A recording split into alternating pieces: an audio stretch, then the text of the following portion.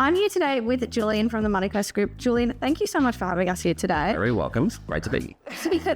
Could you tell our audience just a little bit about who you are and what got you here at MoneyQuest? Absolutely. So Julian Mattatia, Head of Growth at the MoneyQuest Group. I started actually working for a business called realestate.com.au, and at realestate.com.au, I realised a lot of mortgage brokers didn't know how to generate leads. So I started a lead generation business. Long story short, I'm here today with the MoneyQuest Group. That's amazing. What does your day-to-day look like? So talking to a lot of brokers. So we have about 600 members in our group, so we're quite boutique. But my role really is on the growth side. So I talk to businesses about acquisitions and also talk to new entrants, whether they're new to industry, bankers, existing brokers, and want a little bit more business support about how we can assist them in their business. That sounds like you're pretty busy then. Very busy, very busy. Julian, what is MoneyQuest? So the MoneyQuest Group essentially has two components. So we have MoneyQuest, which is a mortgage broking franchise network. Yep. And then we have the Buy Choice Aggregation, Keeland, and a number of other businesses that operate as an aggregation businesses where people trade under their own brand. So we've got two clear pathways: mortgage broking business under their own brand or under the MoneyQuest brand, and both have advantages. Okay, amazing. How many do you have under the MoneyQuest brand? Under the MoneyQuest brand, about 168 members. Oh, wow. How long have you guys been around? So we started just after the GFC in 2007. So we launched into the business as MoneyQuest. Yep.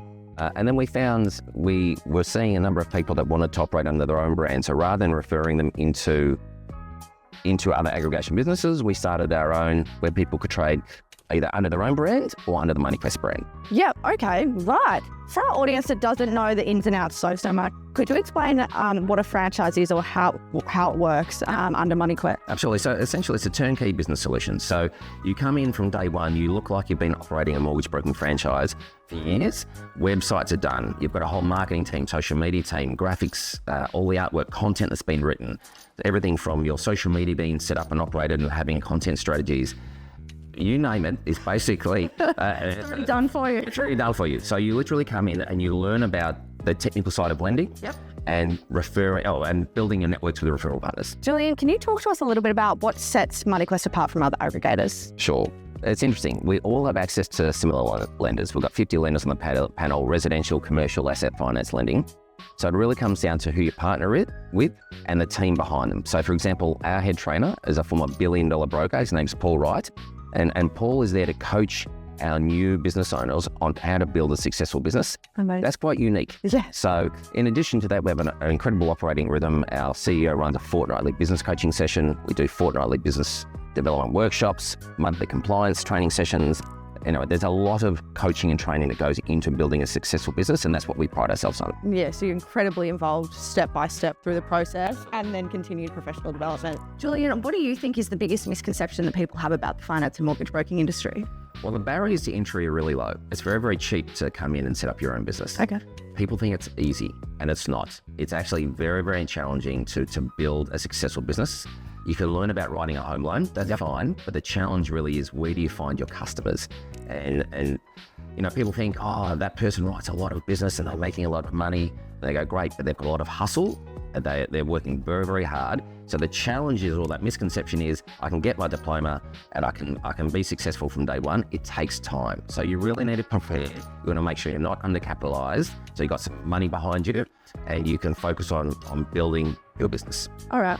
How does MoneyQuest, or MoneyQuest Group, sorry. That's right. How does MoneyQuest Group help with the lead generation and all those sorts of things to help people start up their businesses? Very good. So with my background having been in lead generation, the one thing I can tell you is with every 10 leads you generate from the internet, you'll convert one. Yeah. However, if we can help you build a relationship with an accountant, for every 10 leads you receive, you'll most likely convert 9 to 10.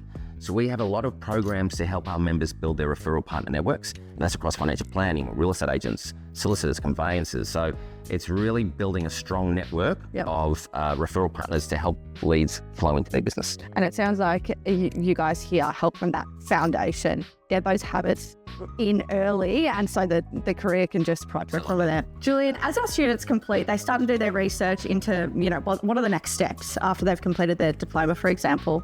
One of the most common questions that we get is, what is the difference between an aggregator and a sub-aggregator? Sorry, telling my words. Could you go into that a little bit for us? Absolutely. So within aggregation businesses, you tend to have anywhere between sort of 4,000 to 6,000 brokers as part of the aggregator. Okay. Sub-aggregators form, like us, we have about 650 members in our group, and we have a wonderful sense of community. So we have, and our staffing levels can really provide that additional level of service typically, because you're not looking after 5,000 or 6,000 members. We've got 600 odd members. Yeah. So that's really important. And the other thing is, within sub-aggregation businesses, you can attend both the aggregator events and the sub-aggregator events. So technically, you've kind of like got two teams for the price of one. Yeah. So they're wonderful businesses. I'm getting tongue-tied now. They're wonderful businesses to look at, the sub-aggregation businesses, but they tend to be geared more towards helping businesses grow. Perfect. So best of both worlds and just a little bit more familiar, maybe? As I said, with our operating rhythm, we're running sessions on a regular basis to really educate and coach and guide to get growth within their businesses. And there's nothing wrong with the aggregator levels and aggregators, but they're just very, very big businesses. Yeah. So rather than being a small fish in a massive pond, yeah, you're much better off being a small fish in a small pond, so you can get that level of service. Julian, for our students that are near completion of their diploma, for example, could you talk to them a little bit about what the different pathways are for them to get into the industry now that they've completed their certificate? Absolutely. Essentially, got two pathways. You've got PAYG, so they look for a job within a brokerage, and they could be starting off as a junior sort of admin person, or someone might put them into a junior broker role and mentor them. The other option for them is to become self-employed from day one, and if they become self-employed from day one, they need to have a mentor for 2 years. So we can introduce them to a number of mentors, professional mentors, and they coach and guide them and teach them the technical skill of how to write a deal. And aggregator, with us, we essentially help them grow their business. But being self-employed, obviously, they've got more flexibility. They're working for themselves. It's wonderful, but it depends on the person's situation. I was going to say, what do you think would be the benefits and scenarios of each? But it would just be person to person, So how they work and how they want to work, really. Absolutely. And obviously, being self-employed, you've got no income until you settle a loan. Whereas when you go with PAYG, you're on a salary. So there's more comfort around that for some people. Yeah. So it really depends on the circumstances. Julian, what would you say are the qualities that are essential in a person for success in the industry? It's a great question. And, I get asked it a lot. I've seen bankers come out, they understand lending, they come into their own business, and some of them, unfortunately, are not successful. I've seen, and we've got the gentleman within our network that used to manage nightclubs, which is quite funny.